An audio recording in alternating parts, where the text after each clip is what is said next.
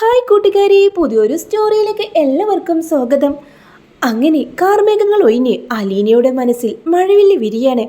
അവളൊരു തെറ്റും ചെയ്തിട്ടില്ലെന്ന കാര്യം എല്ലാവർക്കും ബോധ്യമാവുന്നുണ്ട്. ബാലചന്ദ്രനും വൈജയന്തിക്കും ബബിതയ്ക്കും എല്ലാവർക്കും തന്നെ അത് ബോധ്യമാവാനട്ടോ. അങ്ങനെ ഹരിശങ്കർ എല്ലാവരുടെ മുമ്പിലും കുറ്റം സമ്മതിച്ചല്ലോ. അങ്ങനെ ഹരിശങ്കർ ആ വീട്ടിൽ നിന്ന് ഇറങ്ങി പോകുന്നുണ്ട്. മനുവിനും ബാലചന്ദ്രനൊക്കെ ഒരുപാട് സഹതാപം തോന്നാണ്. അങ്ങനെ അവളെ ഹാളിൽ അവർക്കൊപ്പമിരുന്ന് ഭക്ഷണമെല്ലാം കൊടുക്കാണ്.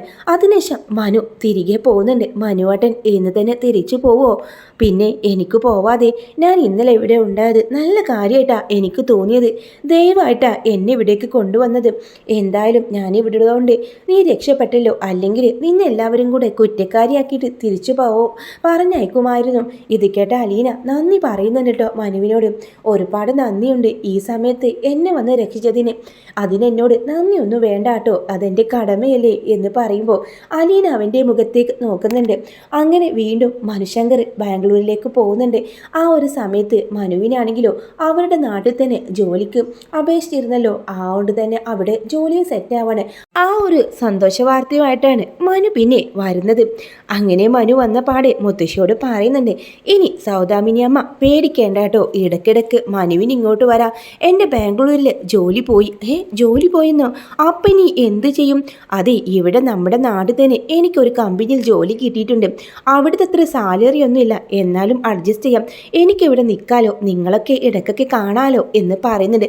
അതെന്തായാലും നന്നായി മോനെ, നീ ഇവിടെ ഉള്ളപ്പോൾ ഒരു സമാധാനമാണെന്ന് അവനോടത്ത് പറയുമ്പോൾ ഇനി മുത്തശ്ശി എൻ്റെ കൂടെ അവിടേക്ക് പോരാം, അവിടെ നിൽക്കാലോ മുത്തശ്ശിക്ക്. അയ്യോ വേണ്ട മോനെ, നിൻ്റെ അമ്മയുടെ കുത്തുവാക്കുകൾ ഈ പെങ്കൊച്ച് സഹിക്കില്ല. ഞാൻ സഹിച്ചാലും ഇവിടെ നിൽക്കട്ടെ കുറച്ച് കാലം കൂടെ എന്ന് പറയണം. ആ സമയം അത് ശരിയാ അലീന, ഇവിടെ നിൽക്കുന്ന ഒരു കണക്കിന് നല്ലത്. ഇവിടെ ഇപ്പോൾ അവൾ അനിയത്തിമാരെ പോലെ കാണുന്ന രണ്ടുപേരില്ലേ, അവളുടെ കാര്യം കൂടെ നോക്കിയല്ലോ. അതാ ഞാൻ പറഞ്ഞത്. അലീന ഇപ്പോൾ എല്ലാവരുടെ കാര്യവും ശ്രദ്ധിക്കുന്നുണ്ട്. വൈജയന്തിക്ക് അതിനൊക്കെ എവിടെ സമയം? ആ രോഹിതിൻ്റെ അടുത്ത് ചില കള്ളത്തരങ്ങളൊക്കെ ഉണ്ട്. അത് ഹരിയും അവനും കൂടെ ചേർന്ന് ചെയ്തു വെക്കുന്നതാ. അതെല്ലാം അവൾ കണ്ടുപിടിക്കുന്നുണ്ട്. തക്ക സമയത്ത് അതിന് ശിക്ഷ കൊടുക്കുമ്പോൾ ഒരു പക്ഷേ അവരത് നേരായിക്കോളും എന്ന് മുത്തശ്ശി പറയാനട്ടോ. എവിടെ അലീന? പാവം കിച്ചണിലുണ്ടാവും. അങ്ങനെ അലീനയുടെ അടുത്തേക്ക് മനു ചെല്ലുന്നുണ്ട്. അല്ല, ഒരു അതിഥി വന്നിട്ട് ഇതുവരെ അങ്ങോട്ടൊന്നും കണ്ടില്ലല്ലോ, ഒരു കപ്പ് ചായയെങ്കിലും തന്നില്ലല്ലോ. അയ്യോ മനുവേട്ടാ, ഞാൻ അറിഞ്ഞില്ല വന്നത്. അറിഞ്ഞാലല്ലേ തരാമോ കഴിയൂ. ഓ, അപ്പോൾ ഇങ്ങനെയൊക്കെ ശബ്ദം ഉണ്ടാക്കിയിട്ടും നീ അറിയുന്നില്ല? സത്യമായിട്ടും ഞാൻ കേട്ടില്ല. ഈ ഗ്രൈൻഡർ ശബ്ദം ഉണ്ടാക്കുന്നതുകൊണ്ട് തന്നെ ഞാൻ കേട്ടില്ല എന്ന് അവൾ പറയണം. എന്നാൽ എന്താ മനുവേട്ടന് വേണ്ടത്? ജ്യൂസോ അത് കാപ്പിയും? എന്തായാലും സ്പെഷ്യൽ ജ്യൂസ് തന്നെ ആയിക്കോട്ടെ എന്ന് പറയാം. ഒന്നാക്കേണ്ട 2 ഗ്ലാസ് എനിക്കും മുത്തശ്ശിക്കും എന്ന് പറയുന്നുണ്ട്. അങ്ങനെ മുത്തശ്ശിക്കുള്ള ജ്യൂസ് അലീന മധുരമില്ലാതെയും മനുവിന് മധുരം ചേർത്തുവാട്ടോ ഉണ്ടാക്കുന്നത്. അവർക്ക് 2 പേർക്കും ജ്യൂസ് കൊടുക്കുമ്പോൾ അതെന്താ, ഞങ്ങൾക്ക് 2 പേർക്ക് മാത്രമേ ഉള്ളൂ, നിനക്ക് വേണ്ടേ? നീ ഇവിടെ ജോലി ചെയ്യില്ലേ, നല്ല ക്ഷീണം കാണില്ലേ? അയ്യോ എനിക്കൊന്നും വേണ്ട, എനിക്കതൊന്നും കുടിച്ച് ശീലമില്ല. അത് ആര് പറഞ്ഞു ശീലം? ഇത് കുടിച്ച് 2 ഗ്ലാസ് എന്ന് പറഞ്ഞത് നിനക്കും മുത്തശ്ശിക്ക. എനിക്ക് വേണ്ട, ഞാൻ വന്ന പാടെ അവിടുന്ന് വീട്ടിൽ നിന്ന് ഭക്ഷണമൊക്കെ കഴിച്ചിട്ടാണ് വന്നത്. അത് കുടിക്കെന്ന് പറഞ്ഞ് അവിടെ ഇരുത്തി അലീനയെ കൊണ്ട് ആ ജ്യൂസ് മുഴുവൻ കുടിപ്പിക്കുന്നുണ്ട് കേട്ടോ.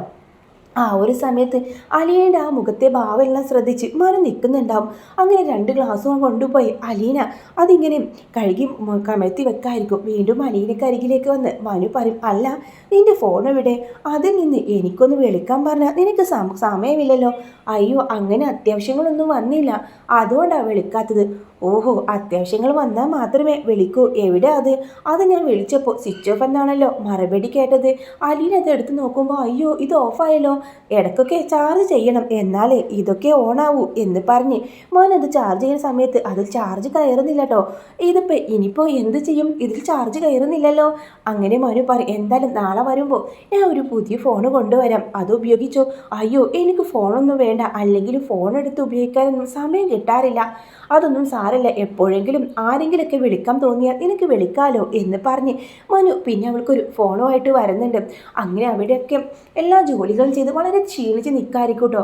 അവിടെ നിലം തറ തുറക്കുന്ന സമയത്താണ് അവൾ പെട്ടെന്ന് തല കറങ്ങി പുറകിലോട്ട് വീഴാൻ പോവാണ്. ആ ഒരു സമയത്ത് മനു വന്നിട്ട് അവളങ്ങ് പിടിക്കുന്നുണ്ട്. മനുവിൻ്റെ നെഞ്ചിലോട്ടായിട്ട് അലീന അങ്ങ് വീഴാട്ടോ. അങ്ങനെ അലീനയെ നെഞ്ചോട് ചേർത്ത് അലീന അലീന എന്നൊക്കെ പറഞ്ഞ് പതിയെ അവളെ തലോടിങ്ങനെ വിളിക്കുന്നുണ്ട്. അവൾ തലക്കറങ്ങി വീണതാണെന്ന കാര്യം മനുവിന് മനസ്സിലാവണം. എന്നാൽ കോളേജിൽ നിന്ന് വന്ന് ബബിത കാണുന്നത് മനുവിൻ്റെ നെഞ്ചോട് ചേർന്ന് കിടക്കുന്ന അലീനയാണ് കേട്ടോ. അവൾ തെറ്റിദ്ധരിക്കുന്നുണ്ട്. അവർ രണ്ടുപേരും കൂടെ കെട്ടിപ്പിടിച്ച് നിൽക്കാന്ന് കാണാം. അത് കണ്ട ബബിതയ്ക്ക് സങ്കടവും ദേഷ്യമൊക്കെ വരുന്നുണ്ട്. അവരെ തുറിച്ചു നോക്കിയതിന് ശേഷം അവൾ കോണിപ്പടി ചാടി കയറി പോകുന്നത്. ബബിമോളെ എന്ന് പറഞ്ഞ് മായ പുറകിൽ നിന്ന് വിളിക്കുന്നുണ്ടെങ്കിലും അവൾ ഒന്നും മിണ്ടാതെ ഓടിപ്പോവാണ്. ആ സമയത്ത് അലീനെ ഇങ്ങനെ പിടിച്ചോണ്ട് മുത്തശ്ശിയുടെ റൂമിലേക്ക് പോകുന്നുണ്ട് കേട്ടോ. എന്താടാ, എന്ത് പറ്റിയടാ അവൾക്ക്? അറിയില്ല മുത്തശ്ശി, പെട്ടെന്ന് തല കറങ്ങി വീണു. ബബിത കണ്ടിട്ട് പോലും ഒന്നും മെയിൻ ചെയ്യാതെ പോയത്. ഓ, അവളങ്ങനെയാ, അമ്മയുടെ അല്ലേ മോളും. എന്തായാലും അവൾ ഇവിടെ കിടത്ത്. അങ്ങനെ അലീന ഒരു കസേര ചാരി ഇരിക്കാണ്. കുറച്ച് വെള്ളമെടുത്ത് മനു മുഖത്തേക്ക് ഒഴിക്കുന്നുണ്ട്. പെട്ടെന്ന് കണ്ണ് തുറക്കുന്നുണ്ട് കേട്ടോ. എന്താ പറ്റി മോളെ, എന്താ നിനക്ക്? അയ്യോ, തല കറങ്ങുന്ന പോലെ കണ്ണിലാകെ ഇരുട്ട് കയറി എന്ന് മലീന മറുപടി പറയുന്നുണ്ട്. അതെ, നീ ഇങ്ങനെ റെസ്റ്റില്ലാതെ ജോലി ചെയ്തിട്ടാ വല്ല സമയത്തും എന്തെങ്കിലുമൊക്കെ കഴിക്കണം. ബേബി നല്ല കുറഞ്ഞിട്ടുണ്ടാവും. മനുവാണെങ്കിൽ പെട്ടെന്ന് കാർ എടുത്തിട്ട് വാ അലീന, ഹോസ്പിറ്റലിലേക്ക് പോവാ എന്ന് പറയുന്നുണ്ട്. ആ ഒരു സമയത്ത് അലീന അയ്യോ വേണ്ട, നമുക്ക് പിന്നെ പോവാ എന്ന് പറയാണ്. ഇത് കുറച്ച് ഉപ്പിട്ട് നാരങ്ങ വെള്ളം കുടിച്ചാൽ റെഡിയാവുന്നതേ ഉള്ളൂ. അങ്ങനെ സ്വയം ചികിത്സ ചെയ്യാനാണോ നിന്റെ പ്ലാന്? അതൊന്നും വേണ്ട. ഇല്ല മനുവേട്ട, ഇപ്പം ഞാൻ വരുന്നില്ല. എനിക്കങ്ങനെ ആരോഗ്യ പ്രശ്നങ്ങളൊന്നും ഉണ്ടാവാറില്ല. പിന്നെന്താ ഇപ്പം നീ തലക്കറങ്ങി വീണത്? അത് പ്രഷർ കുറയോ കൂടുകയോ എന്തെങ്കിലുമൊക്കെ ഉണ്ടാവും. അങ്ങനെ നിർബന്ധിച്ച് അലീനയെ ഹോസ്പിറ്റലിൽ കൊണ്ടുപോകാൻ മനു ശ്രമിച്ചെങ്കിലും അവൾ കൂട്ടാക്കുന്നില്ല കേട്ടോ. ഒരു ഗ്ലാസ് വെള്ളം ഉപ്പിട്ട് കൊണ്ടുവന്ന് കൊടുക്കുന്നുണ്ട് മനു തന്നെ. അവർ സമയത്ത് അവൾ ആ വെള്ളം എല്ലാം കുടിക്കാണ്. എന്നിട്ട് അവളോട് പറയാണ്, ഇനിയിപ്പോൾ ജോലിയൊന്നും ചെയ്യേണ്ട, എല്ലാ ജോലികളും ഒതുങ്ങിയതല്ലേ, റെസ്റ്റ് എടുക്ക്. അതേ മോളെ, നീ റെസ്റ്റ് എടുക്ക്. നീ ഇങ്ങനെ ഏത് സമയം ജോലി ജോലി എന്ന് പറഞ്ഞ് നടന്നുകൊണ്ടാണ് നിനക്ക് ഇങ്ങനെയൊക്കെ വന്നത്. നിനക്ക് എന്തെങ്കിലുമൊക്കെ സംഭവിച്ചാൽ നിനക്ക് ആരാണുള്ളതെന്ന് പറയുന്നുണ്ട്. അങ്ങനെ അലീന കിടക്കുകയാണ് കേട്ടോ. അങ്ങനെ അലീനയാണല്ലോ അന്ന് രാത്രി ആവുന്നുണ്ട്. ആ ഒരു സമയത്ത് വൈജയന്തി വരുമ്പോൾ അലീന അവർക്ക് എന്നും കാപ്പി കൊടുക്കുന്നതാണല്ലോ. ബാങ്കിലൊക്കെ വരുന്ന സമയത്ത് ആ ഒരു സമയത്ത് അലീനയെ കാണുന്നില്ല. ആ സമയത്ത് അലീന, എടി അലീന, നീ ഇതെവിടെ പോയി കിടക്കുക? സൗദാമിനിയമ്മ അപ്പം പറയും, എടി ആ കൊച്ചിന് തീരെ സുഖമില്ല, അവളതാ കിടക്കണ്. സുഖമില്ലെങ്കിൽ ഹോസ്പിറ്റലിലേക്ക് പോകണം, അല്ലാതെ ഇവിടെ കിടക്കല്ല വേണ്ടത്. ആ ഒരു സമയത്ത് വൈജയന്തി വന്നിട്ട് അവൾ കരികിലേക്ക് ഇരിക്കുന്നുണ്ട്. അവളെ ഇങ്ങനെ തൊട്ട് നോക്കുമ്പോൾ നല്ല പനിയുണ്ട്. അയ്യോ, ഇവൾക്ക് തീരെ സുഖമില്ലല്ലോ ബാലേന്ദ്ര എന്ന് പറഞ്ഞ് ബാലയേട്ടനെ വിളിക്കുന്നുണ്ട് കേട്ടോ. അങ്ങനെ ഇവളെങ്ങനെയും ഹോസ്പിറ്റലിൽ കൊണ്ടുപോകണം. അങ്ങനെ രണ്ടുപേരും കൂടെ ഹോസ്പിറ്റലിലേക്ക് കൊണ്ടുപോകാൻ നിൽക്കുകയാണ്. ആ ഹോസ്പിറ്റലിൽ നിന്ന് അലീനയ്ക്ക് മരുന്നും കാര്യങ്ങളൊക്കെ ഉണ്ട്. ആ ഒരു സമയത്ത് അലീന ഇത്രയും ദിവസങ്ങൾ കാണിക്കാത്ത വൈജയന്തി അവളെ കൈയെല്ലാം പിടിച്ച് കാറിലേക്ക് കയറ്റുമ്പോഴൊക്കെ ഒരമ്മ തൻ്റെ കുഞ്ഞിനെ കൈ പിടിച്ച് കയറ്റുന്ന പോലെ ഒരു ഫീലൊക്കെ വരുന്നുണ്ട് കേട്ടോ അലീനയ്ക്ക്. തൻ്റെ അമ്മയുടെ മടിയിൽ കിടക്കാനും അമ്മയെ കെട്ടിപ്പിടിക്കാനും അവളുടെ മനസ്സിൽ നിന്ന് ആരോ പറയുന്ന പോലെ അവൾക്ക് തോന്നാണ്. അവൾ ഒരുപാട് കൊതിക്കുന്നുണ്ട് ആ മടിയിൽ നിന്ന് തലവെച്ച് കിടക്കാം. തിരികെ ഹോസ്പിറ്റൽ കാണിച്ച് തിരികെ കാറിൽ വരുന്ന സമയത്തും അലീനയുടെ മനക്കാണിൽ അങ്ങനെ തെളിയുന്നുണ്ട് കേട്ടോ. വൈജയന്തിയുടെ മടിയിൽ അവൾ തലവെച്ച് കിടക്കുന്നു. ആ മുടികളെല്ലാം ഒതുക്കി അവളെ ഇങ്ങനെ താലോലിക്കുന്ന വൈജയന്തിയെ അവൾ സ്വപ്നം കാണാണ്. പെട്ടെന്ന് അവിടെ വീട്ടിലെത്തിയിട്ടുണ്ടാവും. എന്താടി നീ സ്വപ്നം കാണാണോ? ദാ വീടെത്തി, ഇറങ്ങുന്നില്ലേ? അപ്പോൾ അലീനെ ചുറ്റി നോക്കുമ്പോൾ തൻ്റെ സ്വപ്നം കണ്ടതാണെന്ന് മനസ്സിലാവാണ്. അങ്ങനെ അവൾ കാറിൽ നിന്ന് ഇറങ്ങാൻ സമയത്ത് പെട്ടെന്ന് വീഴാൻ പോണ സമയത്ത് വൈജയന്തി അവളെ പിടിക്കുന്നുണ്ട്. സൂക്ഷിച്ച് നടക്കെന്ന് പറഞ്ഞ് അവളെയും കൈപ്പിടിച്ചാണ് അകത്തേക്ക് കൊണ്ടുപോകുന്നത്. എന്തായാലും ഇന്ന് നീ ജോലിയൊന്നും ചെയ്യേണ്ട, തൽക്കാലം ജോലിയൊക്കെ ചെയ്യാൻ എനിക്കറിയാം, ഞാൻ ചെയ്തോളാം. നീ റെസ്റ്റ് എടുക്കുക, മരുന്ന് സമയത്തിന് എടുത്ത് കഴിക്കണം എന്ന് പറഞ്ഞിട്ട് ഒരമ്മ കുഞ്ഞിനോട് പറയുന്ന പോലെ തന്നെ അലീനയോട് പറയുന്നുണ്ട്. ആദ്യമായിട്ട് അതുവരെ തറയിൽ കിടന്നിരുന്ന അലീനയ്ക്ക് ഒരു ചെറിയ കട്ടിൽ കൊണ്ടുവരുന്നുണ്ട് കേട്ടോ. ഇനി ഇവിടെ കിടന്നാൽ മതി, തണുപ്പടിച്ചിട്ട് അസുഖം കൂടേണ്ട. അപ്പോഴെല്ലാം അമ്മയുടെ ഉള്ളിൽ ആ ഒരു സ്നേഹം അലീനെ കണ്ടറിയായിരുന്നു. അവൾക്ക് വലിയ സങ്കടവും സന്തോഷം തോന്നുന്നു കേട്ടോ. ഇത്രയൊക്കെ പരിഗണന മതി, ഇതിൽ കൂടുതൽ ഞാനൊന്നും ആഗ്രഹിക്കുന്നില്ല. ദൂരെ ഒന്ന് കാണാനും ദൂരെ ഒന്ന് സംസാരിക്കാൻ മാത്രമേ ഞാൻ ആഗ്രഹിക്കുന്നുള്ളൂ. ആ ഒരു സമയത്തും മനു ഓടി വരുന്നുണ്ട്. അലീനയ്ക്ക് പനിയുമായി ഹോസ്പിറ്റലിൽ കൊണ്ടുപോയെന്ന വിവരം അറിഞ്ഞതും മനു വരുന്നുണ്ട് കേട്ടോ. മനുവിനെ കണ്ടതും വൈജയന്തിക്ക് അത് ഒട്ടും ഇഷ്ടപ്പെടുന്നില്ല. നീ എന്താ ഇവിടെ? അല്ല, അലീനയ്ക്ക് സുഖമില്ലെന്ന് കേട്ടും അതിന് നീ ഇങ്ങനെ ഓടിപ്പിടിച്ച് വരേണ്ട ഒരാവശ്യമില്ല. അവളെ ഞങ്ങൾ ഹോസ്പിറ്റലിൽ കൊണ്ടുപോയി. പിന്നെ മനു, ഇതൊന്നും അത്ര നല്ല കാര്യമല്ല കേട്ടോ, ഞാനെല്ലാം അറിയുന്നുണ്ട്. എന്താ ആൻറ്റി അറിഞ്ഞെന്ന്? അത് പിന്നെ ഇന്നലെ ഇവിടെ നീ അവളെ കെട്ടിപ്പിടിച്ച് നിൽക്കുന്നത് ബബിമോൾ കണ്ടല്ലോ. എൻ്റെ ആൻറ്റി, അവൾ തലകറങ്ങി എൻ്റെ ദേഹത്തേക്ക് വീണതാ. ഹോ, നിന്നെ കണ്ടപാടെ അവൾക്കങ്ങ് തലകറങ്ങി നിൻ്റെ ദേഹത്തേക്ക് വീഴാൻ തോന്നിയോ? അങ്ങനെയൊന്നുമല്ല, അവളവിടെ തലകറങ്ങി എന്തോ ഒരു അവസ്ഥയിൽ നിൽക്കുന്നത് കാണുമ്പോൾ ഞാൻ അടുത്തേക്ക് ചെന്നത് തൊട്ടതും അവൾ ഒറ്റ വീഴ്ചയായിരുന്നു. ഭാബിമോളെ ഞാൻ വിളിച്ചതാ, അവളെ രക്ഷിക്കാനിപ്പോൾ നിന്നില്ല. അപ്പം തന്നെ എനിക്ക് മനസ്സിലായതാ അവൾ എന്തോ തെറ്റിദ്ധരിച്ച് മുകളിലേക്ക് കയറിപ്പോയതാണെന്ന കാര്യം. ഓ അങ്ങനെയാണോ?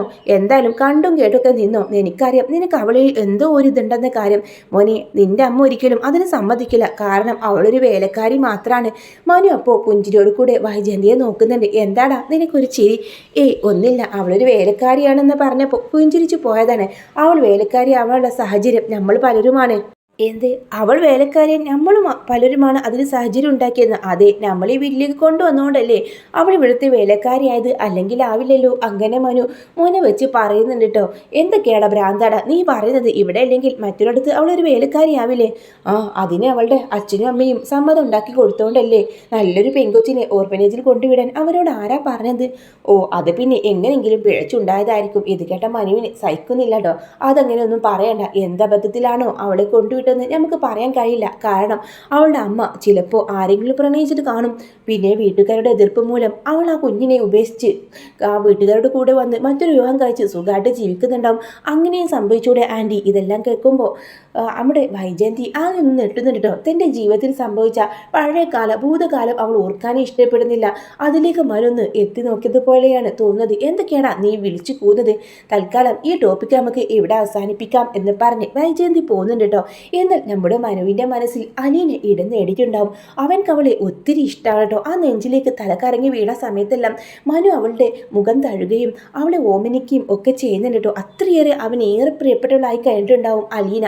പക്ഷേ അവളുടെ ഉള്ളിൽ ഇഷ്ടമുണ്ടോ എന്ന് ചോദിച്ചാൽ അത് ഇതുവരെ അവൾക്ക് അറിയിക്കാൻ പാടില്ലാത്തതാണെന്ന് അറിഞ്ഞുകൊണ്ട് തന്നെ അലീന ആ ഇഷ്ടമൊന്നും പുറത്ത് കാണിക്കുന്നില്ല. എന്നാൽ മനുവേട്ട എന്ന് വെച്ചാൽ അവൾക്കും തന്നെ ജീവനാണ്. മനു അലീനയും ഒരുമിക്കുന്ന ആ ഒരു അടിപൊളി എപ്പിസോഡിനായിട്ട് കാത്തിരിക്കാം. ഒരുപാട് പ്രതിസന്ധികളുണ്ട്. കമലയുടെ സ്വഭാവം അറിയാലോ, അവരൊരിക്കലും സമ്മതിക്കില്ല. എന്നാലും മനു നല്ല ബോൾഡാണ്. അതുകൊണ്ട് തന്നെ മനു അലീനയെ സ്വന്തമാക്കുമെന്ന് തന്നെ നമുക്ക് എല്ലാവർക്കും പ്രതീക്ഷിക്കാട്ടോ. നോവലിൽ അവൻ രണ്ടുപേരുടെയും വിവാഹം കഴിക്കാറുണ്ട് ലാസ്റ്റൊക്കെ ആയിട്ട്. ഇനി സീരിയലിലൊക്കെ എന്തെങ്കിലുമൊക്കെ ട്വിസ്റ്റുകളൊക്കെ വരും. സീരിയലാവുമ്പോൾ കാഴ്ചക്കാർ കാണുന്നതാണല്ലോ, അപ്പോൾ വലിയ ട്വിസ്റ്റുകളൊക്കെ സംഭവിക്കാൻ സാധ്യതയുണ്ട്. ഈ വീഡിയോ നിങ്ങൾക്ക് ഇഷ്ടമാണെങ്കിൽ ലൈക്ക് ചെയ്യാനും ചാനൽ സബ്സ്ക്രൈബ് ചെയ്ത് സപ്പോർട്ട് ചെയ്യാനും മറക്കല്ലേ.